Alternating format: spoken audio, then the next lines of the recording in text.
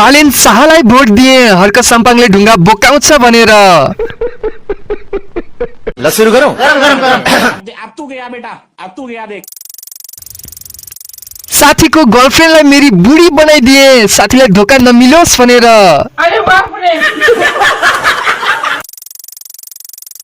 इक्जाममा फेल भइगे बुवाको मिठाईको पैसा बचोस् भनेर। गरिबको आँखा फोडिदिए त्यसले गरिबी नदेखोस् भनेर।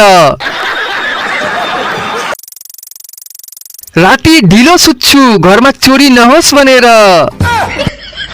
बिहान ढिलो उठ्छु बिहानको नास्ताको पैसा बचोस् भनेर। साथीको बाइक बेचेर खाइदिए साथीलाई एक्सिडेन्ट नहोस् भनेर।